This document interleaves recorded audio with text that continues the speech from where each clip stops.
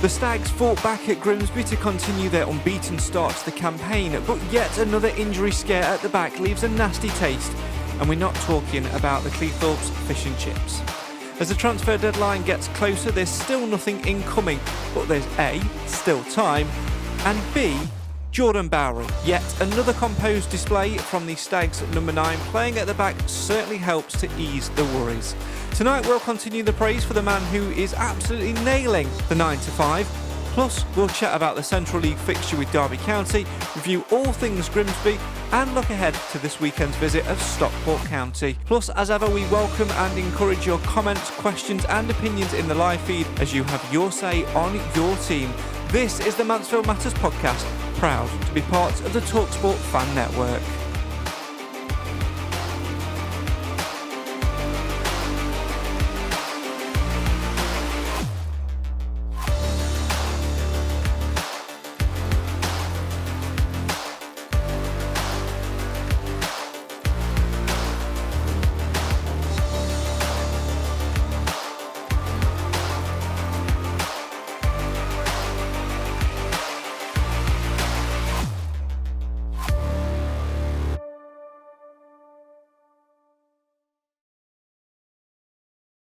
Hello, good evening and welcome to the Mansfield Matters Podcast. It's the show for the fans, by the fans. Why? Because Mansfield always matters. Great to have you with us again.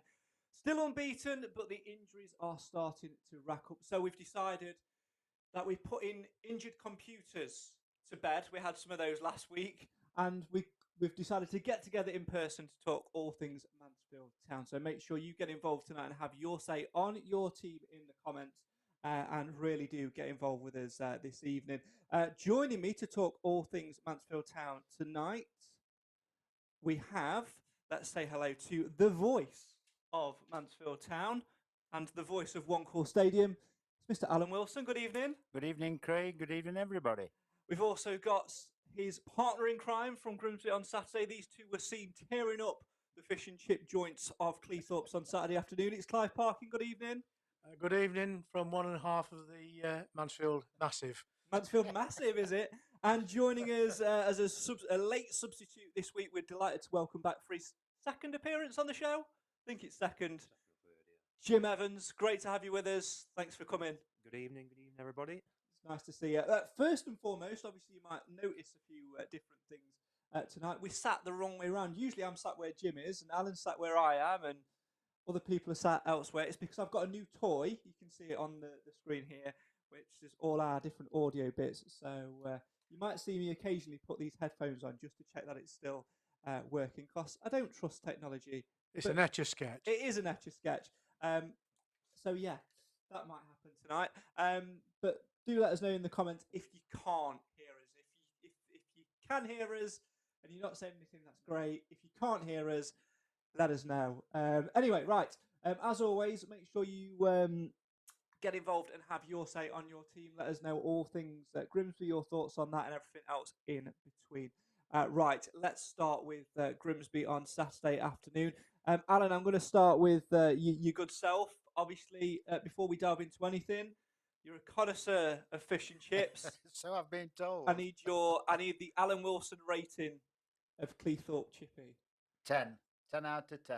10 out of 10? Yeah, on the pier, they're just superb. But we had a bit of a problem last year. The peas were cold. So me and Clive got to work, and Clive did all the spade work. And the lady came over after. She said, I will make sure I sort your peas out, make sure they're warm. And we didn't have them in a pot. We had them on the top. But they had a slight problem. When I got outside, started to delve into them, my hat blew off. And it flew off the pier, so I either tried to save my hat or save my fish and chips. The peas were so hot, his hat blew off. Yeah. I mean, that could be a marketing slogan for that chippy. Alan Wilson's blow your hat hat blew off. off. The peas are so hot, they'll blow your hat off. What about on the pitch, though, Clive? Obviously, a 1-1 draw. Again, another team scoring their goal of the season against us. But in the end, we managed to take a point home and continue our unbeaten start to the campaign. That, though, probably overshadowed by the substitution at half-time and then the subsequent comments after, and everybody's worry that we're yet another defender in the ever-expanding medical room. Yeah, I'll draw some comfort from being unbeaten. Other seasons we'd have lost that game. But yet again, we were the best team. We didn't capitalise on the work we were doing. We didn't put them in the net, and that's really the bit that's missing at the moment. Plus the fact we've got players that seem to be going down at the slightest incident. So that worries me. Sooner or later, we're going to have to play me and Alan, I think. So we're not that far away from it. I'm back in training. I've only had one chocolate biscuit tonight. Alan, I think you do a good job. I reckon you and Jordan Bowery would form a great team, wouldn't you? And give it best 10 minutes they've ever seen. I used to have quite a long throw. So that might be, Hey, it might be that's quite me and good. you can talk. That's Yeah. you know how much I love a long throw. Jim, let's delve into the injuries because it is another concern. Bailey Cargill pulled up, didn't he, on Saturday with a reoccurrence of the injuries that he's sort of been carrying through pre-season. You have a bit of a theory, don't you, about the injuries? Give us your theories. Yeah, I mean, I might be wrong. I just think building up the pitch, you hear the Clough's post-match interviews, and it's rare managers will slag their players off in public. It is rare. You know, people like Alex Ferguson would never do it. I don't think many of them ever do. And I think there's a rotating wooden spoon and there's a rotating trophy of the week.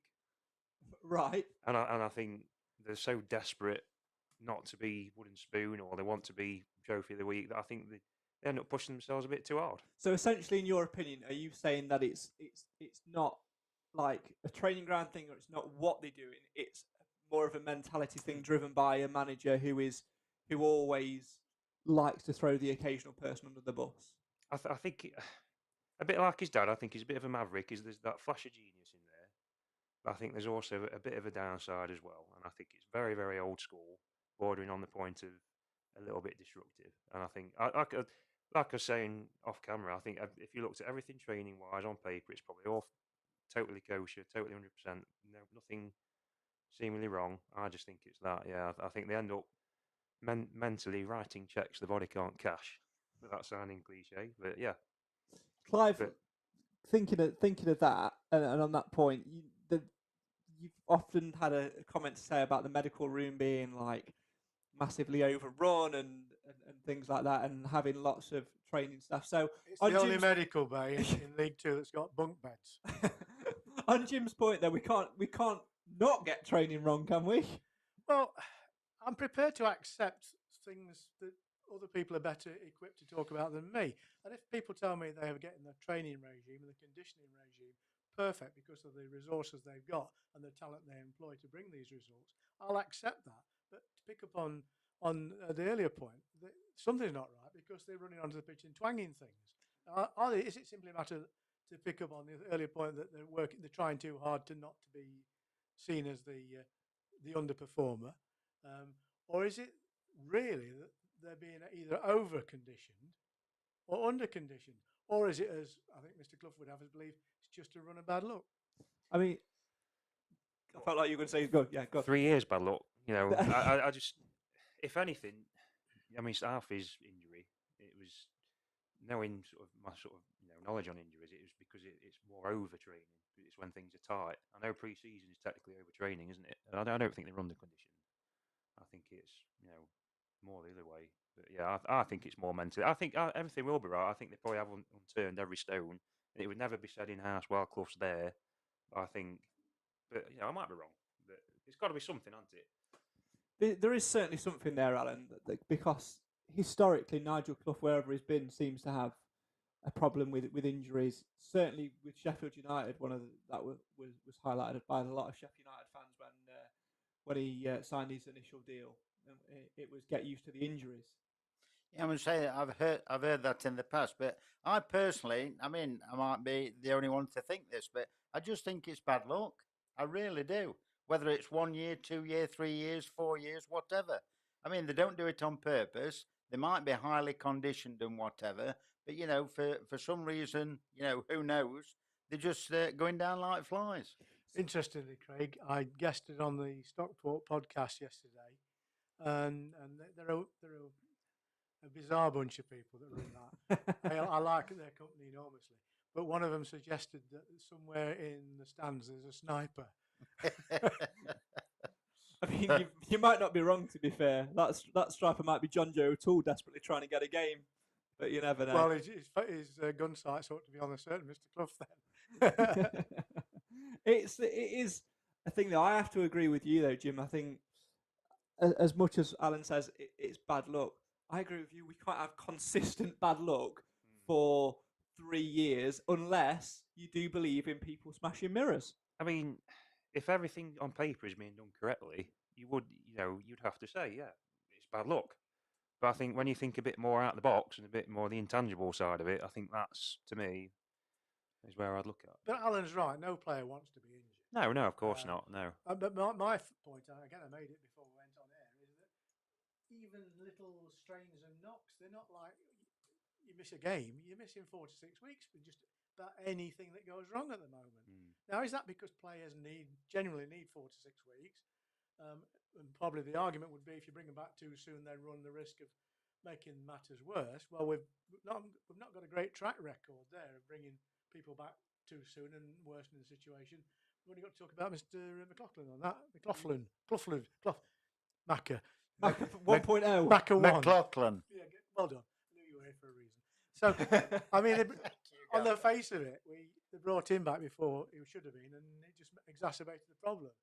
And I think maybe that's, I don't know. As I say, we're just football fans. We're not experts. And we have opinions, and sometimes they're right, and sometimes they're not right. And I don't know whether I'm right or wrong at the moment. In the past, though, have you noticed, like last year, we'd carry on playing, if they'd got a bit of a knock. But I've noticed this year, they're straight off. Even if they've been, has come on as a sub. Yeah. And they've gone down with something, or they felt a tightness or whatever. It's straight off this time. Yeah. So I think they're learning in that respect. Yeah, it's an interesting one, isn't it, to sort of see how things progress with it, and how much we keep our eye on that, and how we really do go forward as a club, because we can only afford to be as we were for. We can't keep affording to do this every week, because by the end of October, Jim, we'll be playing Nigel Clough's dog at centre back, won't we? Well, yeah. I mean, in defence of, I don't want to sound anti-Clough, because I'm not. I do like Clough, and the game has never been so fast. It's never been so powerful. So by default, you're going to get more injuries. But with that in mind, and Clough alluded to that after the Grimsby, didn't he? Say it's football. There's injuries everywhere. Yeah. And if you looked at any team in the country, they've all got injuries. But with that in mind, surely you've got to have a bigger squad. Well, also, Jim, I mean, the changes to the football rule book have made it even worse, because now that they put in genuine real time on for stoppages, some of these games have been extended by anything up to 20 minutes. That's 20 minutes more exertion for players that are already probably running on fumes. Yeah. They're going to make more mistakes. They're going to commit more fouls. There'll be more suspensions. But more importantly, they're likely to risk their own muscles by trying to do things when they've got no energy left than what they should have done earlier in the game. Again, I'm no expert on these things, but you can only get so much out of a player. And if they're conditioned to give you 90-odd minutes and they're having to give 115 minutes, it's a different challenge. So, I don't know. I think we're playing some beautiful football at the moment. And, of course, the only thing we need to continue to play that beautiful football is players who are not injured. Yeah, it's certainly true. Apologies if you're having a few issues with Clive's mic. One of these microphones is not great, and I think it's the one that Clive's on. It would be mine. I do apologise for that. So I'll try my best to get that sorted. But obviously one of the big things was Jordan Bowery playing at centre back, Al, and essentially going 9 to 5. And he played last week at left back, started at right back, ended up at centre back. I mean, we'd be lost without Jordan Bowery, wouldn't we, in all seriousness? I like to see some of the comments on the Stags Net this week where they said he's working at Sandy's as well at 11 o'clock before he actually turns up for the game. But you can't fault his commitment, his endeavour, his passion, his commitment, everything about the lad. You just can't fault him. He'll go anywhere, he'll do anything, and he'll do a damn good job. And he always gives 100%. Yeah, he certainly does. He's one of those players, isn't he, Jim, that for whatever reason, he just likes to play. He just wants to play. It doesn't matter where he's playing. He will just give you everything, regardless of whether it's his favourite natural position or not. He's just, you want 11 Jordan Bowerys. Oh, fantastic. great attitude. I think ultimately, players just want to play, don't they? Even if it is out of position, primarily they just want to play. But you can't fault his attitude. And actually, we're looking at him and looking at some games he played last season. I think it was against Derby last season in defence. He looks like he could really sort of end his career there. He's got all the sort of measurables to play there. He's big, he's quick, he's got a good touch, good football brain. I think you can tell he's not played a lot of time there. He's a bit sort of raw and inexperienced there. But I think with a bit more time served there, he could be a top centre half. I think. All through for out, absolute quality. Oh yeah, If Man City did on that, they'd have been talking about that for 3 weeks on Match It Day. Well, he can play, can't he? He can pass. He can. Yeah. He certainly is one of those players that just gives you absolutely everything, and I don't know, but we can't rely on. Hi, we at least I know that's way. We can't rely on that every single week to get us through, though, Clive. We've really got to think about the solution to it. Yeah, I mean, one of the things Clough's wanting of his players, and I understand this, is versatility. And so if you can get players that can perform utility roles, that helps his cause, especially when we've got injuries that you can never really predict. So Akins and Bowery, both of whom have had some stick from fans in the past, are proving to be incredibly invaluable to us at the moment. And I think the only argument will be, and you use the phrase a lot, square pegs and round holes. Occasionally, someone who's doing the job they're not specifically trained to do will make a mistake, whereas a specialist might not. Yeah, and I think that's the risk that you run as you continue to go on down that path of, is this person going to continue to do all right for us, but we're not really wanting to do all right. Everything's falling apart. My throat's just falling out of my hand. We're not wanting to just do all right. We're wanting to essentially, be the best that we can be. And I think we do need to start looking into the transfer window. We'll come on to some of the comments in a minute, Jim. But if you were Nigel Clough now, or as yourself, would you be expecting to see some transfer activity in the next couple of weeks or so? Yeah, because apart from anything, he's got 5 loan slots. I'd be using him. It's not a massive financial commitment to the club. We can get 4 or 5 good young players who are looking for a few games. Particularly, obviously, a centre back. I'd even get a midfielder and a striker, just thicken up numbers. Because we're going to get injuries all. You're going to get injuries all over. And apart from anything, you look at Nigel Clough's position. He's just signed a 1-year contract with a 1-year option. Between the lines, it's this season, Nigel. So he might as well give himself every chance. So I can imagine he does want some players, a few players, and I would as well, to be honest. Let's look at some of the comments coming through. I'm going to have to get it on my phone because I can't read them from the telly from there. I've sat in the wrong place, haven't I? Really have. Let's have a look at this.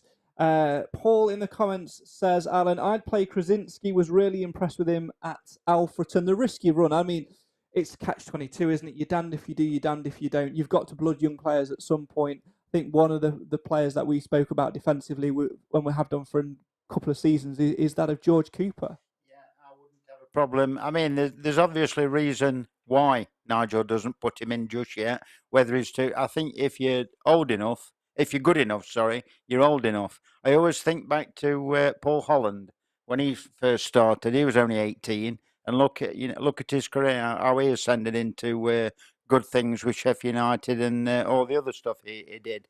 But there's got to be a reason. But he's kept him here. That's the main thing. He's kept him here, so if he's needed, I'm sure he'll play him because, in my opinion, he is good enough. Paul in the comments says Bowery is boy wonder and deserves man of the match. Adam says Bowery, he is nice, just nice. Am I the only one wanting to sell him? I think Adam's definitely. I think we need to get Adam, don't we, Clive, into a room with Jordan Bowery at some point and see what happens. I think what I've got to say, Adam, is you're very special. Certainly one of a minority. There are some Jordan Bowery dislikers out there, but I think at the moment, slating Jordan Bowery is like walking into someone's living room and taking a poo on the carpet, isn't it? It's sacrilege to do that at the minute, isn't it? Yeah, a bit like attacking Bambi, isn't it? You don't do it. I mean, to be fair, in some previous seasons, he's lost his way a bit. I mean, whether it's because he wasn't getting picked and whether it was because he wasn't comfortable with the players around him, but he didn't have that sort of drive that I'm seeing this season and for most of last season. So there's obviously circumstantial things around a player's performance as well as his own talent and endeavour. But at the moment, you can't fault the lad. No, you certainly can't. And he was man of the match on Saturday, Jim. He was voted man of the match on the online polls. From what you saw on Saturday, would you agree with that assessment, given the extra factors that he played right back for 45 minutes and then centre half? I mean, I think the man of the match vote was I'm not saying it was unjustified, but I think it's more the fact he's a striker playing at right back than at centre back, and he just gets on with it and he does a job. I mean, if you're being sort of objective, you'd probably say Flint played better. But I think it's more Flint didn't have to play right wing than up front. I think it was justified. I would agree with it from what he was. I say not being a natural defender, but I'm just more concerned. Like we all are 3-4 weeks in, and we've got strikers at centre back. But yeah. Let's look at some more of the comments. Paul asks Alan, do we need more than one loan player? Also, the wife wants to know if she can be the new masseuse and give the injured players a rub down.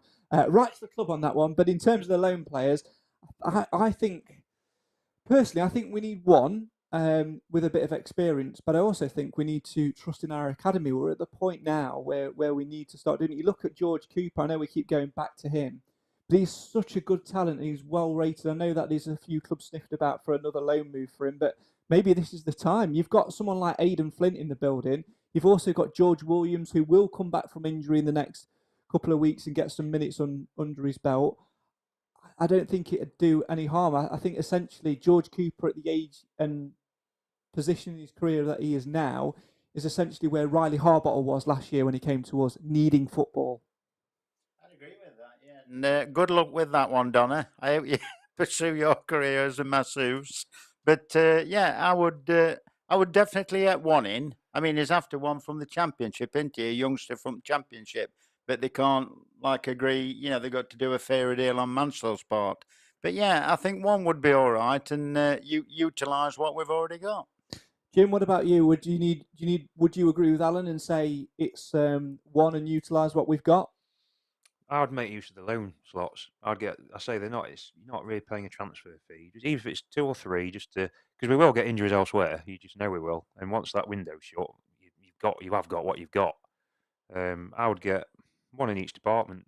I know it might seem a bit of an overload now, but give it 4 weeks, there'll be another 6 gone down. They will, won't they? And I think we'll be glad for it. Cynic, you. just looking at historical trends and all that, but. I would get one in each department. I think the squad is perfectly suited size-wise when all things are right, but they're not all right at the moment. We've got some long-term, some medium-term, and some unusual shortish-term injuries, so we are light at the moment. On Saturday, there'll be 3 academy players on the bench, I reckon.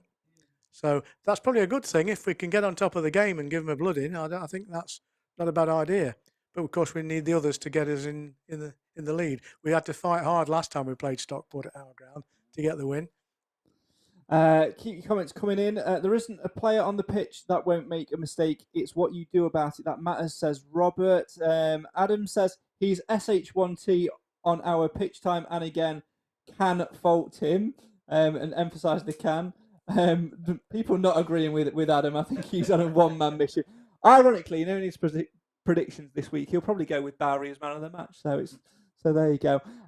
Lots and lots of. I'd like to ask Adam if Jordan Barry's ever reversed into his car or something. There must be something there. Yeah.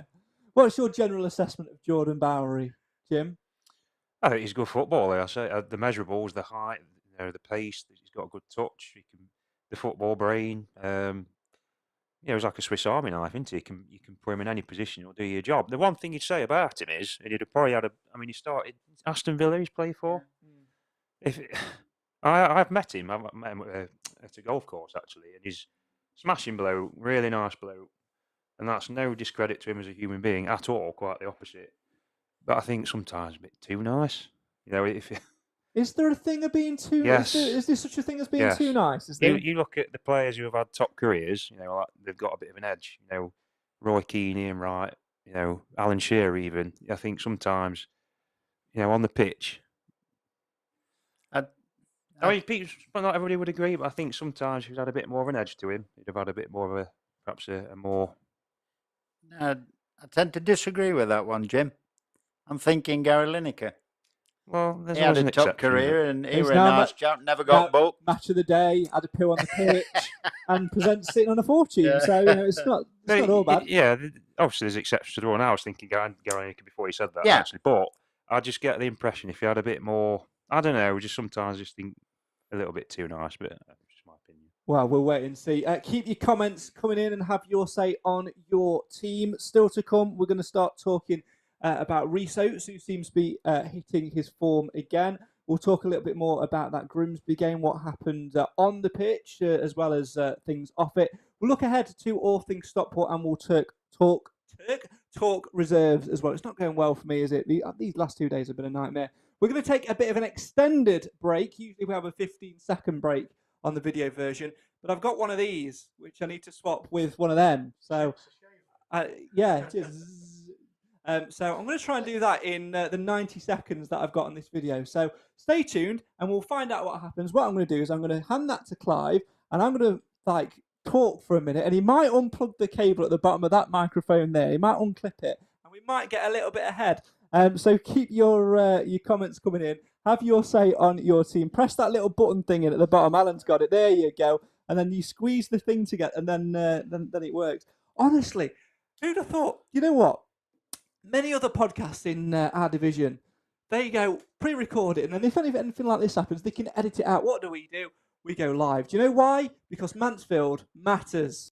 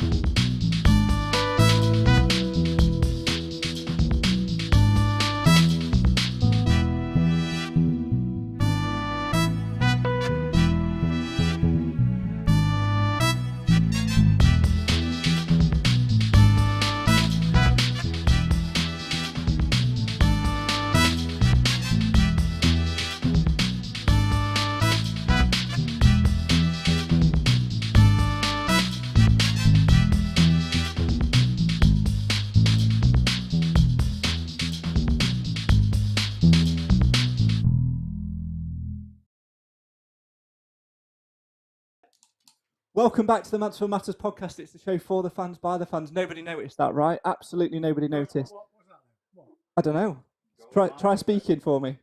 Which one are you on? You're on that one, I think. Can you hear me, Mother? I can't. I know what I need to do. I need to turn it up. Carry on speaking. Hello, hello, hello. There we go. That's better. I can marvellous. hear you now. So there. Hopefully at home you can hear him as well. Honestly, live broadcast and that is great, isn't it? Love it. I love it. Anyway, right, moving on. Should we talk Rhys Oates, Clive? Let's talk about him, because he scored a goal on Saturday, didn't he? He did, and he really needed a goal.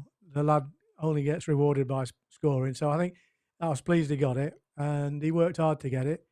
And by comparison, Swan really didn't look on the pace at all, did he, in the first half?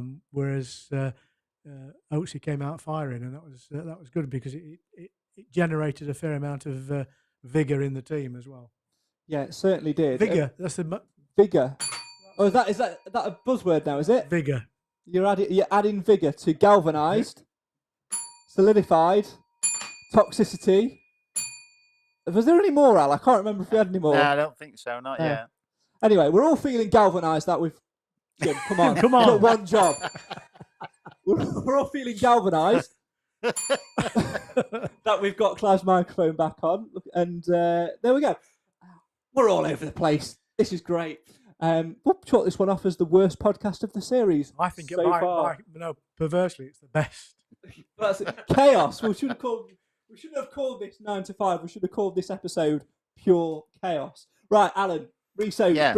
if I can trust anyone to bring us back on track, it's you. Reso, talk to me. And I think his look quality this season is worked well with Akins and DKD when they've all played together. I was a bit upset not to see him at the starting, but obviously when we had the end talk with Nigel at the end, we knew why, because, he said he could only do roughly 45 minutes with the problem that he'd got. But what a 45. That goal was superb. And DKD, was it about 5-10 minutes before when he should have made it, But Oatsy, to me, is one of my favourite players anyway. I don't mind admitting that. It's just quality. It's another 100%er. He will chase anything down. And even if it's going out to the corner flag, you can bet your life that Oatsy will bring it in and there'll be a chance. I do feel, Clive, that we're starting to see the Resoats that we saw when he first arrived. Pre-injury, I think we're really starting to see that. And I think there's two factors to that. It's the fact he's had a season to get over it, but also the fact that we're playing in the formation that we are. Yeah, definitely. We've missed the real Oates for a year. And it's good to see him coming back. One thing I did agree with Nigel was that the guy wasn't 90 minutes fit, and therefore bringing him on strategically at half-time made absolute sense. The other argument might be he should have played the first 45 minutes because we could have been in a dominant position at half-time. Who knows? But I'm pleased to see him back. And you're right about formations. There's more space for him to run into. Yeah, there certainly is. And I think one thing, going back to Jordan Bowery again, he saw that on Saturday, Jim, and the ball that he played into him, that's exactly the type of ball forward and ball over the top that sometimes we need to play to catch teams. Because for all this neat, nice play that we have, sometimes being direct with players like Rhys Oates in your armoury really works. Absolutely, and mixing it up helps, doesn't it? Sometimes you pass it around and sometimes you go along and the opposition don't know what to expect. But I think there's only a few players in the league, I think, who scored that goal on Saturday. I think if you had all the League Two defenders in the room now, and you said, name the top 5 players you hate playing against, I think Rhys is in it. I really do. It's like Jordan said. He said, Waterfall wouldn't fancy the ball over the top, not when Rhys Oates was running against you. And he were correct. Yeah, and that's a big part of how we play, isn't it, Clive? If we can keep Rhys Oates fit and we can serve him like that, even if we just get 45 minutes out of him per game, it will have an effect. It's just whether we gamble and we play, whether it's that first 45 minutes and potentially push him to 60, or whether it's a case of look where we are at half time. Well, I think the problem is going to be that if we get any further setbacks on the injury front, he's going to have to play full games. And that's then the risk reappears at setting him back. And, Jim's point earlier about players trying just a little bit too hard, he epitomises that. He'll go for things he perhaps on reflection shouldn't have done. I think his upper body injuries was a result of putting himself into the dangerous areas he needn't have gone into. And the Wimbledon one especially. Absolutely, yeah. Just going back to the goal he scored, he did something that was harder to do than what DKD didn't do in an easier situation. The lad had too much time. That was the bottom line. He overthought it, he rethought it, and he thought again. And by that time, he'd missed the boat. Adam in the comments says, is Rhys best served with run-on in-behind balls? I think Jason Law served him best threading through balls. What would you say, Alex? I think he's capable of achieving both the nice, neat passing way we play, but also I think we need to have that balance of being able to hit teams when things aren't working, when we're not being able to play through, being able to hit that diagonal, that long ball. That's it. It all depends what state the game's at, doesn't it? If we go 1-0 up, and the other team has got to come out where we can utilise that, where we can play over the top or pass it out wide. And I've also noticed, I mentioned it to Clive on Saturday at Grimsby, that he's passing a lot more. He's not being too greedy this year. If there's a pass on, he will find it. Yeah, he certainly does. And what he does do a lot of as well, Clive, is tracking back. He does a lot of that Yeah. defensive work too. Yeah, he's the complete opposite to Danny Johnson. You know, Danny Johnson is single-minded, and who could argue that in some cases that's exactly the right thing to be. If you're playing in a side that will feed you in the way that he needs to be fed, it'll work. But in our club, in our team, certainly over the last couple of years, you've needed people who will work backwards as well as forwards, and he does that. Yeah, he certainly does, and I think he's starting to come into to his own. I think that puts a bit more pressure as well on Will Swan, Jim, because he had such a good campaign last season, albeit in a different way of playing. He's sort of come in the summer. He's had his injuries, shock, and he's not really had the game time yet. And as long as Rhys Oates keeps performing the way he does, and as long as we haven't got injuries at right back or centre back, which means we have to take Lucas Akins out of the equation, Will Swan's going to struggle. And I think that's probably a good thing for him at his age, because he's had this transfer fee on him. We don't know what it is, but we know it'll be sizable. He's got this massive contract, one of the biggest we've probably handed out in recent seasons in terms of length and longevity. That puts pressure on him, and I think he'll go one or two ways now. I think he'll handle the pressure well, and if Rhys Oates can keep performing, it will drive a better Will Swan. Yeah, I mean he's not match fit yet. I don't think Swanee. He's only played one game I think so far this year. So, but I mean Akins is going to play. DKD is going to play for me. So Oates and Swan are going for the same shirt, really, aren't they? And Clough's not bothered what contract you're on. He'll play who's going to do it for him. But I think his time will come. I mean, you look at our injury history again. I mean, Oates is going to. I mean, Oates does have peaks and troughs of form, doesn't he? And he will miss games as well through injury. So his chance will come. But yeah, you're right. I mean, it doesn't matter who you are. You've got to do it, otherwise Clough won't play you. Yeah, absolutely. That talking about doing it and trying to get back into the side. In the week, Alan, we saw the return of the Reserve League, or the under-23s, or however we branded it this year. What is it? The kids plus whoever needs some minutes, minus John Joe O'Toole, who will just never get a game. Is that what we're calling the squad this year? I think it was the under-23s, basically, weren't it? Yeah, that was it. And Ollie Clark. Yeah, yeah. So Ollie Clark I think he got something like 40 minutes or so. Not 40 minutes, 60, 70 minutes or so. Good news. Which is good news for coming back. And I think that, again, highlights the importance of this league. I could listen to Richard Cooper speak for ages. If there's one person I'd love to get on this podcast and have a long discussion with, it's Richard Cooper, because that man knows the club inside out. He's been there and done it, and now he's obviously been tasked with this longevity of building up this academy system and integrating it. And he's absolutely right in what he says. There are certain rules and stipulations by each league that we play in. So the Youth Alliance League, we can only play, I think it's up to 3 19s. Yeah. And we're at the point in the academy now where there's not this transition between being under 18 and playing in that Youth Alliance League and then getting straight into the first team. Having that reserve league in place, Alan, really does give us that buffer. And when you can get bodies in like Ollie Clark, who've been there and done it, not only does it give him fitness and give him a bit of game time to get him back ready for the first team, but it also gives those younger players such an experience. Again, Coops in his interview was saying Clark was different class in the dressing room, talking to the boys, almost being like another manager. Yeah. It just bodes well, doesn't it? Because when Ollie came on Saturday, he was spot on again, going down the flanks, working really hard. The times he got right to the byline to cross the ball in. Okay, a couple of times it didn't work. It was over the bar or whatever. But he's shown the commitment again. And like we say, when they've got the reserves, when James Gale comes back, he'll drop into that. And the Papa John's trophy. It just bodes well for the future of Mansfield Town.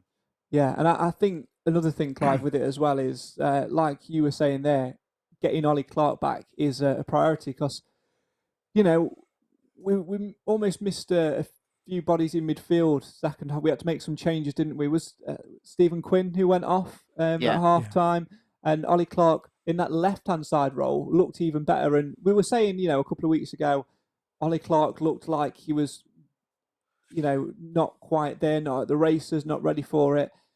With more minutes in the tank, 45 minutes came on at half time.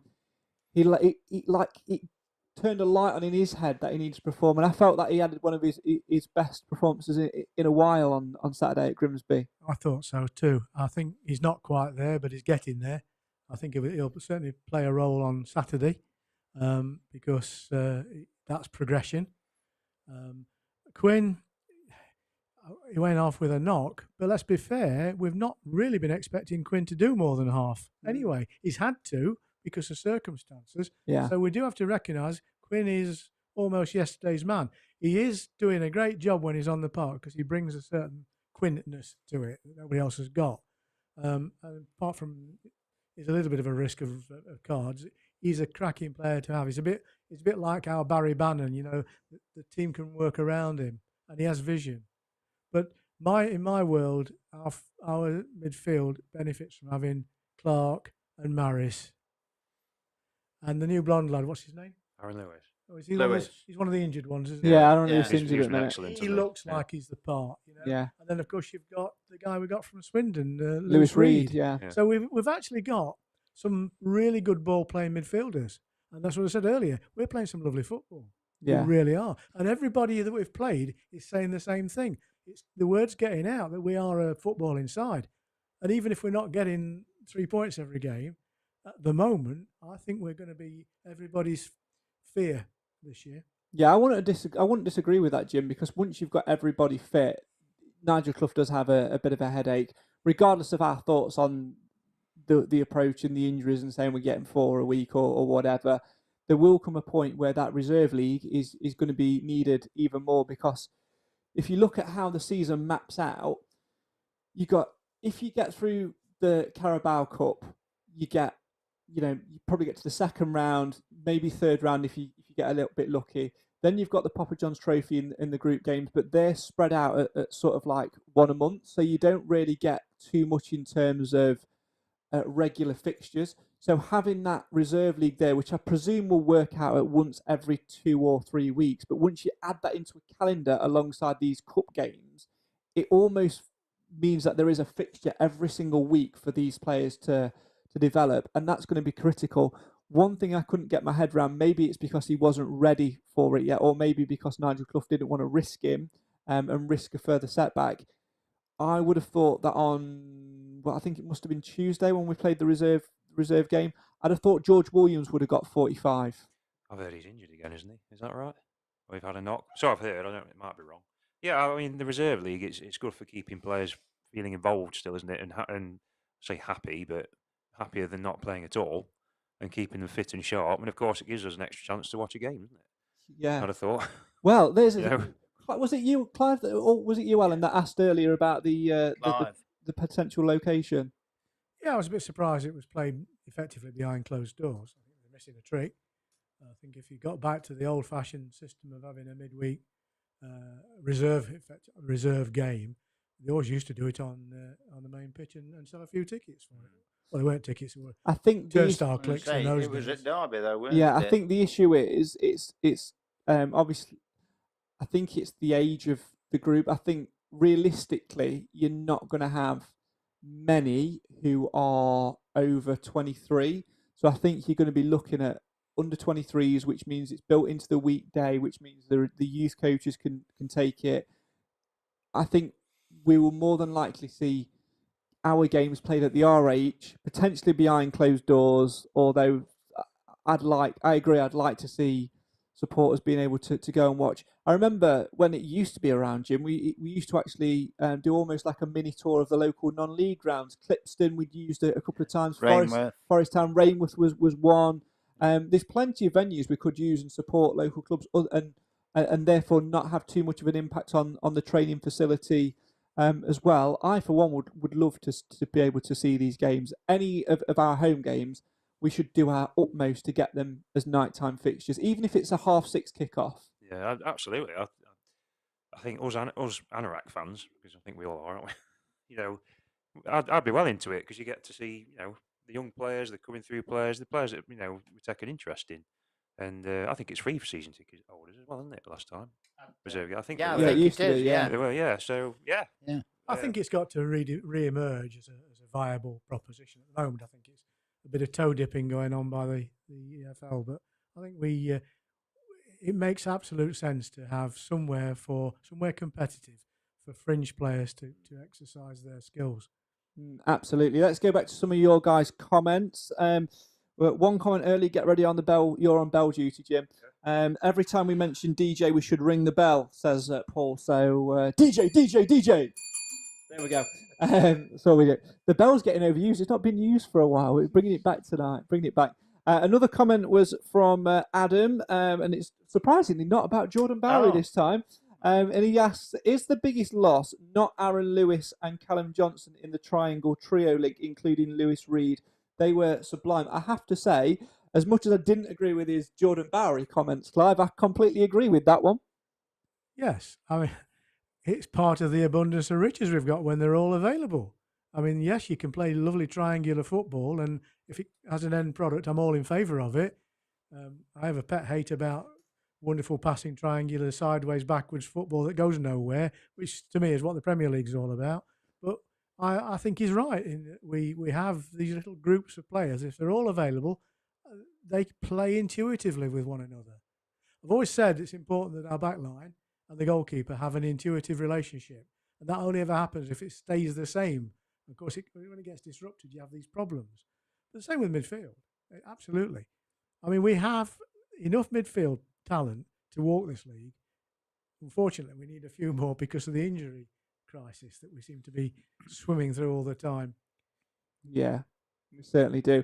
Would you agree, Alan, with the comment about Lewis and Johnson? I felt they really gave us a lot down that right hand side. I've been critical of Lucas Akins at right back because I think he's a much better talent going forward, and we do lose a lot of our attacking play when he's there. He does give us an option down the right hand side, and I think when he gets higher up, the higher up the pitch he gets, the more effective he is. A better team than Grimsby, and I mean them no disrespect, but a better team will exploit that. And I think as much as we praised Jordan Bowery earlier as well, he had very little to do at centre back and at right back. Likewise with Lucas Akins when he went there. If we're going to address any area, it is that right back cover again, isn't it? I think it's with Callum Johnson coming into his own this year. I mean, we said last year on the podcast that we weren't too sure about. Well, I certainly did. I agree. Yeah, we weren't too sure about Callum Johnson, but I mean, he's come out all guns blazing, and he's just formed this partnership. It's very similar to Assel and Lawrence for me. You know, with the days gone by, 2000 and whatever, but is very Lawrence-esque, shall I say.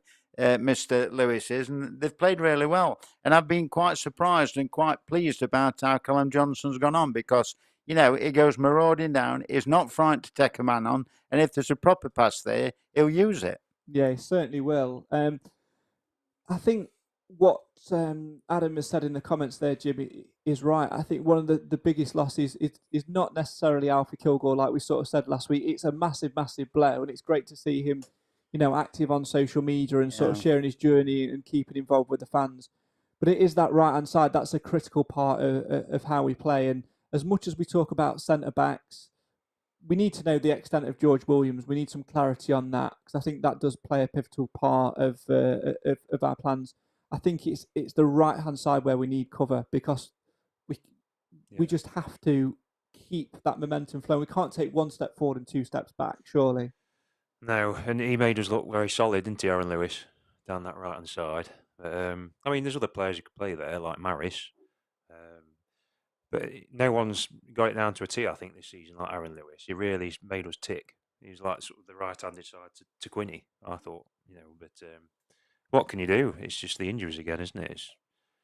Well, no one could have expected Cargill to go down the way he did. And at the same time, previous week we lost Kilgore for the season. That is really tough. Thank God we signed Flint when we did. I have to say, and I hope I'm completely wrong, but I think in George Williams we bought a crock. Yes, potentially. I know he's got a few injury problems. We need to get that sorted there. We need to do a little bit more due diligence. The big question is, though, what are we going to do on Saturday afternoon? Because it's all going to depend on... well... We almost can't do anything, can we, thinking about it? Because if Cargill's not fit, and he isn't, Jordan Bowery is going to have to play centre back, which then means Lucas Akins is going to have to play right back. unless we change formation and go with a back three and try and go wing backs, we are really, really struggling now. Unless we do get brave and start to throw George Cooper in there or one of the younger players, Taylor Anderson maybe at right back to give you a bit of an option. Nigel Clough's team sheet, it's amazing to think that the back four, it picks itself, but not on merit. It picks itself on, are you all right? Are you all right? Are you all right? Have you got your boots? Have you got your boots? All right, you're in. We've been here before. We've had 2 strikers in the back four before, and we got away with it for most of the time. I think the starting 11 on Saturday is going to be the one we finished with at Grimsby. Unless Quinn's recovered well enough, I think he'll be. I mean, at least at home we get a lot more of the ball, don't we? We're a lot more front foot. So hopefully, at 2 home games, that's. But it depends what the opposition brings, doesn't it? Yeah. I'm going to be honest. I can't see Stockport being as much of an easy turnover as what Grimsby. We dominated that second half and arguably should have won the game. And if we'd have not given away a stupid goal in the first half by not closing the ball down, we'd have gone on to win it. And if we'd have taken those chances, ifs and buts, again, we can't do anything about it. But we have to be better than that. And I think Stockport are a much better side. Even though they've had a rocky start, there'll come a point where they'll exploit it. And that's a big worry for me if we don't address those issues. Well, 4 games in, it's the league position, it's false, isn't it? It's not how the league table will finish by a long chalk. And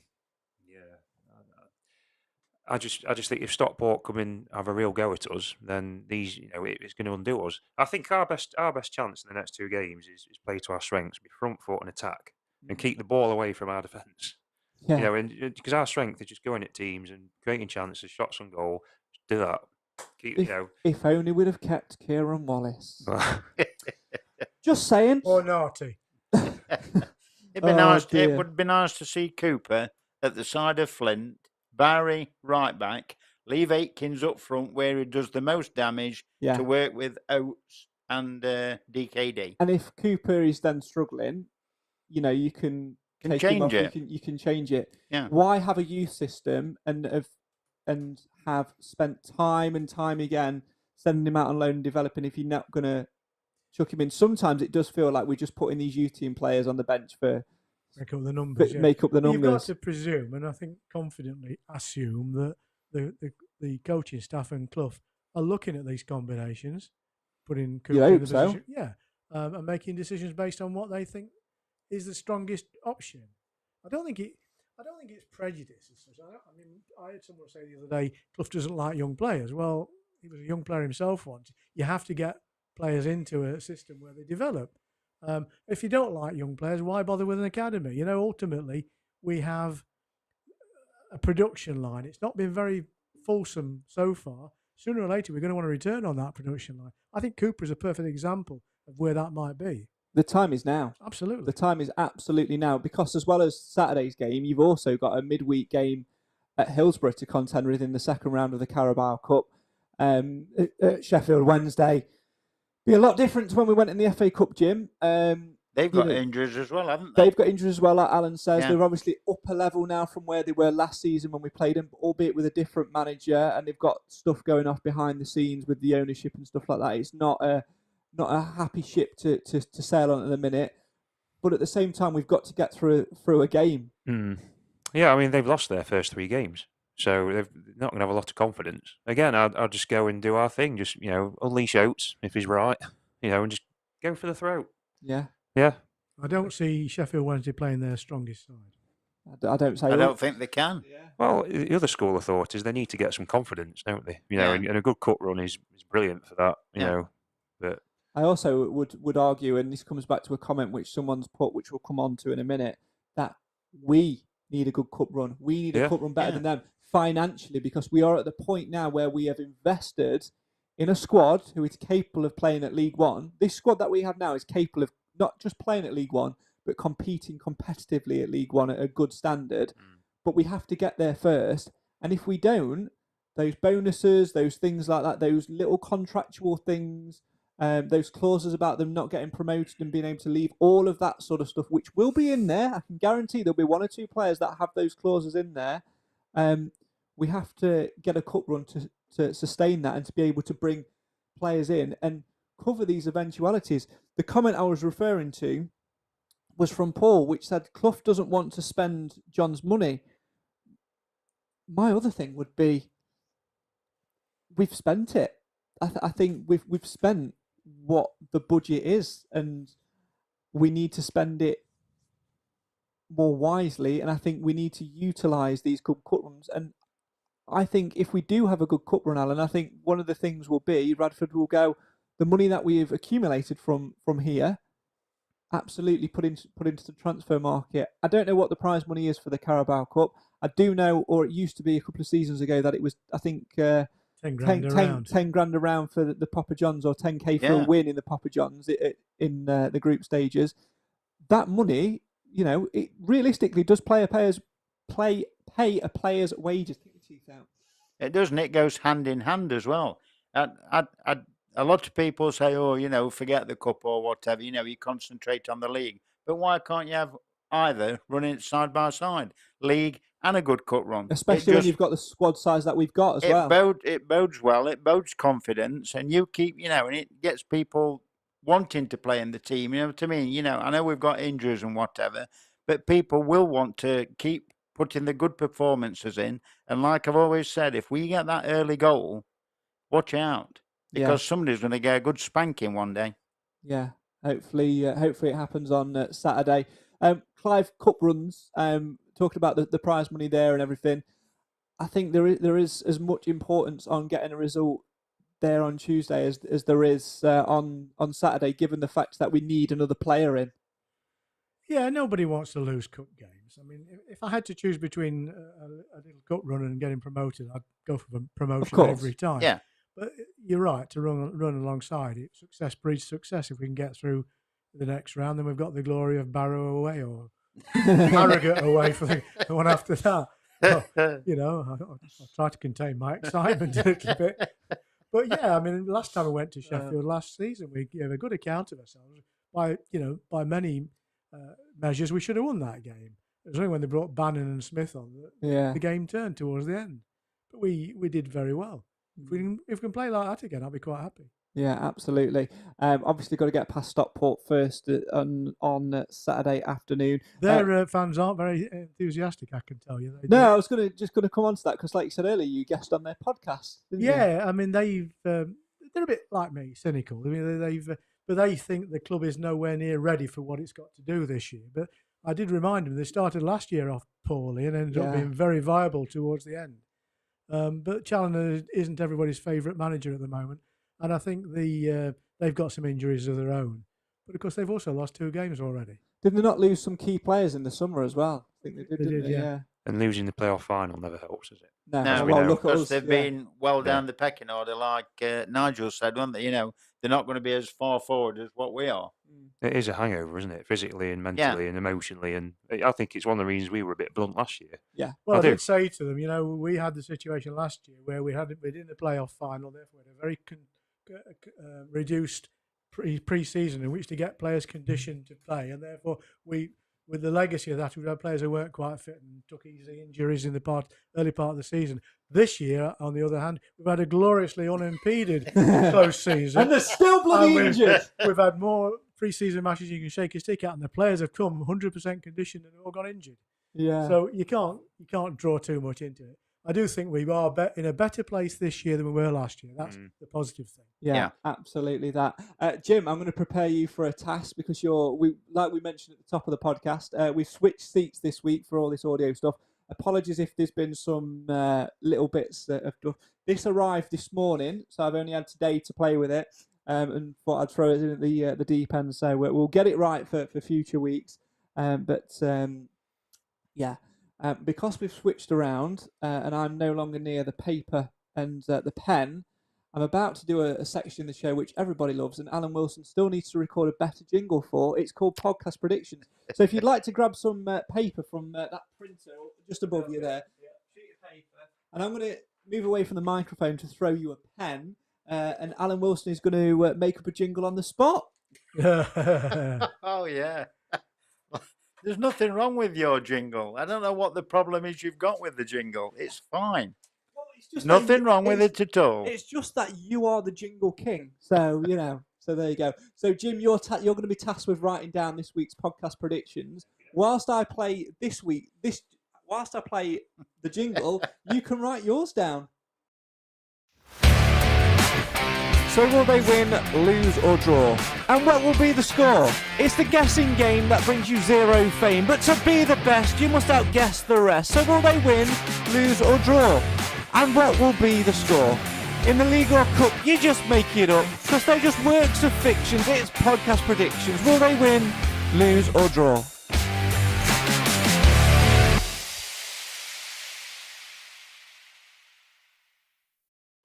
It's the guessing game which brings you zero fame. It's podcast predictions.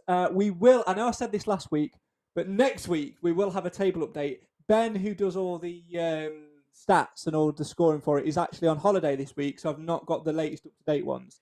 Before we do that, can I expose to our viewers our latest acquisition?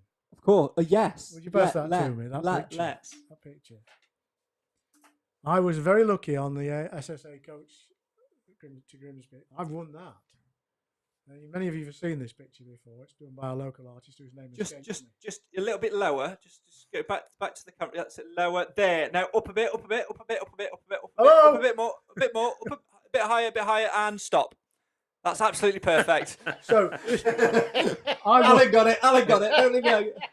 Alan got it. I won this on the coach, and out of absolute stupidity, I've donated it to the Mansfield Matters headquarters wall. Yes, which is already covered in rubbish. Yeah. Yes, but there is space for it, and it will appear on the Mansfield Matters wall very, very soon indeed. So thank you, Clive, for doing that, and thank you also for the excellent snacks that you brought for us today. It's a good choice of biscuit. Yeah. Jim, we've never asked you this question. What's your favourite biscuit? Custard cream. You're getting Solid choice. quality. Right, let's go back to podcast predictions. I'll go first this week. Stockport at home. Draw your away games.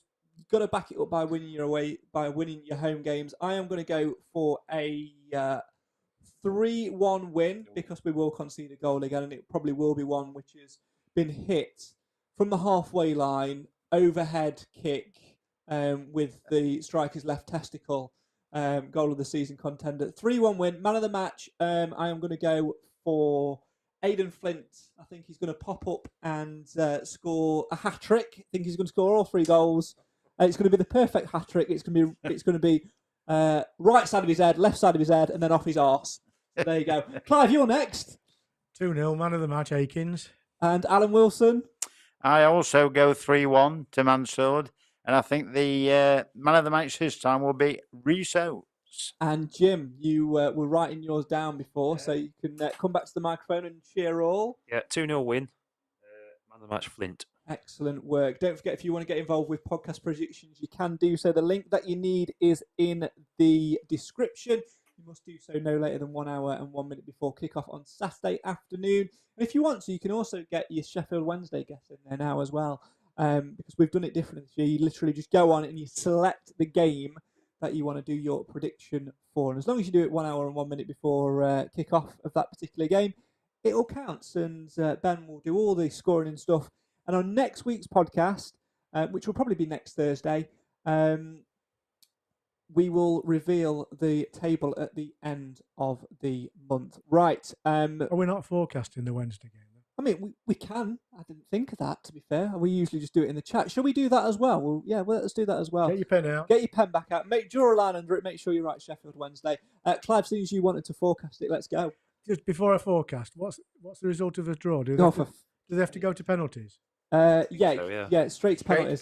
Straight to penalties. It's not like Papa John's where you get an extra point, is it? So it's easy. So basically, if you're predicting a draw in a cup game, pointless, because it's the overall outcome of the game. Right, so well, I'm going to forecast a 2-1 win, and I'm going to say man of the match, my favourite goalkeeper, Pim. That's assuming he's playing. You've gone really brave there, because the rules of this game, I'm glad you brought this up now, the rules of the game this year are your man of the match has to play. Yep. They don't have to play the full 90. They can literally come on for a second like mine did at Crew.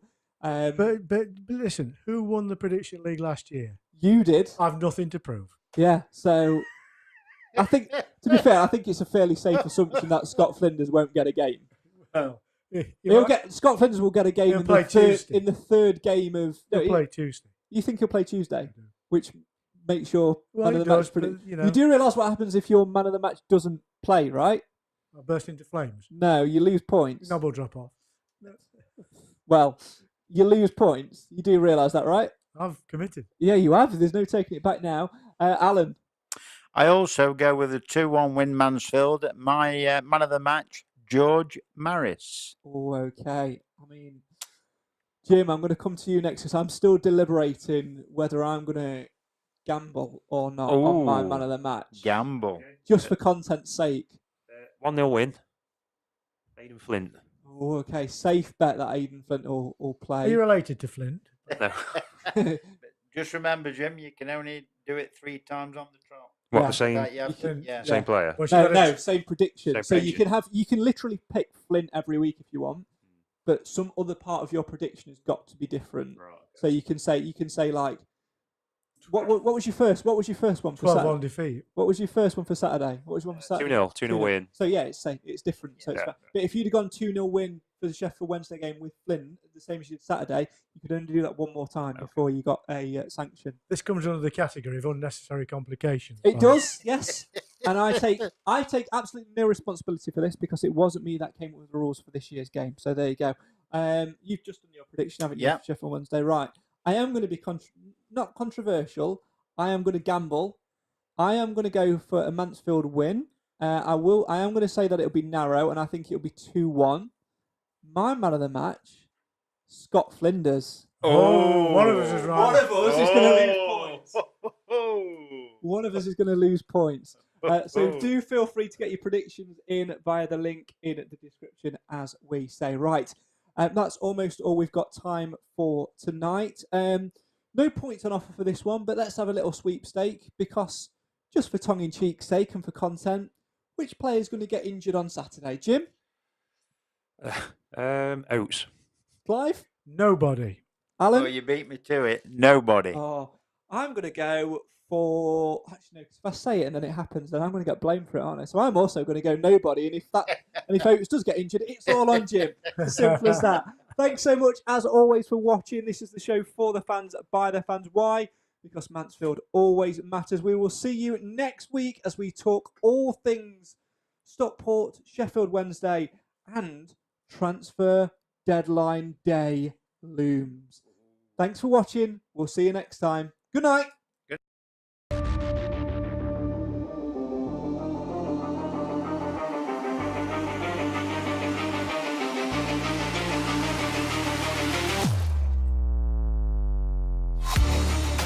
Well, that's all we've got time for on tonight's Mansfield Matters podcast. My thanks, as always, to the Mansfield Matters podcast panel, and of course to you guys at home for watching and listening as well.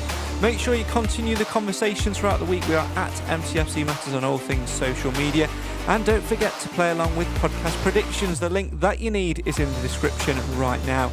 You must get your guesses in no later than 1 hour and 1 minute before kick-off on Saturday afternoon. Can the Stags continue their unbeaten start to the season, or will Stockport County be the ones to bring that run to the end? And will Jordan Bowery play right back, left back, centre back, or maybe even in goal? There's only one way to find out, and that's by getting yourself to the One Call Stadium on Saturday afternoon, or by joining us next time as we talk all things Mansfield Town on the show for the fans by the fans. This is the Mansfield Matters podcast. Good night.